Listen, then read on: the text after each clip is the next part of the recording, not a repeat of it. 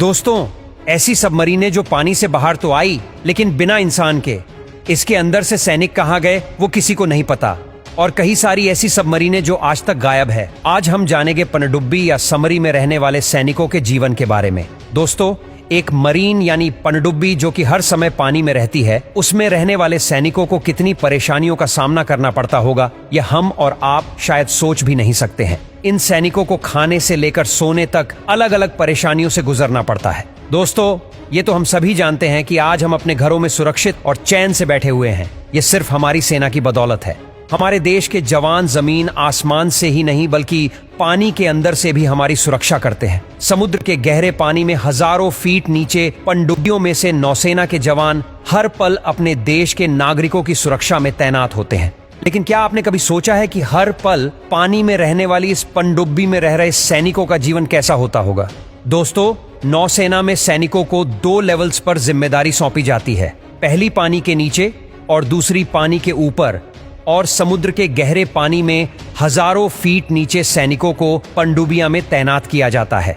इस सेवा के लिए सैनिकों का चयन अलग अलग डिवीजन से उनकी ट्रेनिंग और मेडिकल मानकों के आधार पर किया जाता है। लेकिन दोस्तों, पानी के अंदर पनडुब्बियों में रह रहे सैनिकों का जीवन उतना आसान नहीं होता जितना कि ऊपर से नजर आता है। दोस्तों, एक सबमरीन को समुद्र के अंदर गहराई में दुश्मन देशों की एक्टिविटीज पर नजर रखने के लिए तैनात किया जाता है।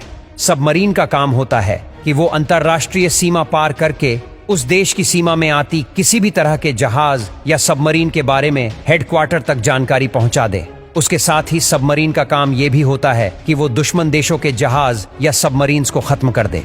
सबमरीन का आविष्कार कॉर्नेलियस डेरिबेल ने 1620 में किया था। पहली सबमरीन को होलैंड में बनाया गया था। ये पानी में लगभग 300 से 400 मीटर तक अंदर जा सकती थी। दोस्तों, 9 सैनिकों के परिवार वाले बोलते हैं कि इनकी जिंदगी बड़ी मुश्किलों भरी होती है। इन्हें एक पल भी चैन की सांस नसीब नहीं होती। परिवार वाले बताते हैं कि जब नौसैनिक किसी मिशन पर जाते हैं तो परिवार वालों को कुछ भी नहीं बताते। यह मिशन 20 या 30 दिन के लिए होता है और कभी कभी तो लगातार 45 दिन तक बिना रुके वह काम करते हैं। इतना ही नहीं, परिवार वालों को यह तक पता नहीं होता कि वह कहाँ गया है, कितने दिन के लिए गया है और कब वापस आएगा, मिशन के लिए कब जा रहा है, कुछ भी नहीं। दुश्मन के परिवार वालों को सिर्फ इतना पता होता है कि वह ड्यूटी पर जा रहा है। इससे ज्यादा और कोई जानकारी उनके घर वालों को नहीं दी जाती। इन सैनिकों के अभियान की जानकारी सिर्फ और सिर्फ नौसेना के मुख्यालय को होती है। अगर परिवार में कोई परेशानी इस दौरान हो जाए तभी उस नौसैनिक को परिवार के पास नहीं जाने दिया जाता, यहाँ तक कि उसे बताया भी नहीं जाता। दोस्तों, नौसैनिक अपने परिवार से दूर पानी के अंदर रहते हैं और जब वह पनडुब्बी के अंदर होते हैं तो नहाना तो दूर, उन्हें दाढ़ी बनाने का भी मौका नहीं मिलता। जी हाँ दोस्तों, नौसैनिक अगर 3 दिन के लिए पनडुब्बी में है तो उन्हें मुश्किल से 3 बार नहाने का मौका मिलता है, और वह भी सबकी सहमति के बाद, क्योंकि हर नौसैनिक को प्रतिदिन 3 से 4 मग पानी मिलता है।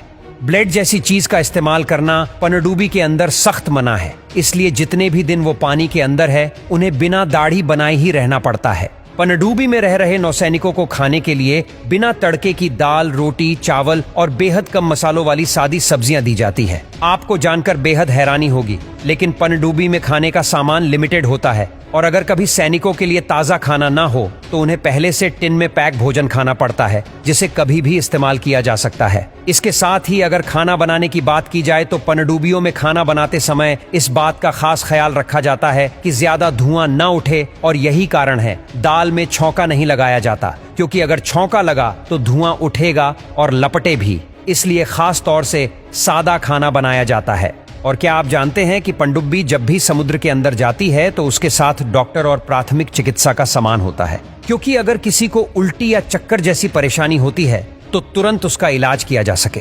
पनडुब्बी में सोने के लिए 2 कंपार्टमेंट होते हैं और कभी कभी कुछ नौसैनिक वहां भी सोने के लिए जाते हैं जहां मिसाइल और टोरपीडो रखे होते हैं, क्योंकि दोनों कंपार्टमेंट का तापमान गर्म होता है, जबकि जहां मिसाइल और टोरपीडो रखे होते हैं वहां का तापमान थोड़ा सा सर्द होता है। इसलिए नौसैनिक वहां भी सोने के लिए जाते हैं। दोस्तों, सूरज की रोशनी और एक अच्छी नींद की आपके जीवन में क्या कीमत है? शायद ज्यादा कुछ नहीं, क्योंकि ये दोनों ही चीजें आपको आसानी से मिल जाती हैं। पर ऐसा मुमकिन नहीं है, क्योंकि पनडुब्बी समुद्र में हजारों फीट नीचे होती है, इसलिए पनडुब्बी के अंदर सूरज की रोशनी नहीं आती। जिसकी वजह से जब वह समुद्र की सतह पर आती है तो बाहर आते समय नौसैनिकों को हाथ पैरों में जकड़न, ऐंठन और ठिठुरन जैसी परेशानियों का सामना करना पड़ता है। इतना ही नहीं, गहरे समुद्र के अंदर लगातार चलते रहने से उनके कानों पर काफी गहरा असर पड़ता है। इसलिए पनडुब्बी के अंदर नौसैनिक अपने कानों का खास ख्याल रखते हैं। दोस्तों, क्या आप जानते हैं कि खाने और रहने के अलावा में कभी सैनिकों के लिए ऑक्सीजन की समस्या हुआ करती थी और ऑक्सीजन की कमी के चलते कई सैनिकों की तो मौत तक हो जाया करती थी। इस समस्या से निपटने के लिए अलग अलग सबमरीन निर्माता कंपनियों ने परमाणु ऊर्जा से चलने वाली बनाना शुरू कर दिया। इन सबमरीन की यह खासियत थी कि ऑक्सीजन का निर्माण पानी की सहायता से कर सकती थी। ऑक्सीजन वाली समस्या सुलझाने के बाद में काम करने वाले नौसैनिकों के लिए कई सारी समस्याएं बाकी थीं, जैसे खाना, रहना और जान का खतरा। जी हाँ दोस्तों, जान का खतरा। दोस्तों, सबमरीन मर जाने वाली सैनिकों की जान पर हमेशा खतरा मंडराता रहता है।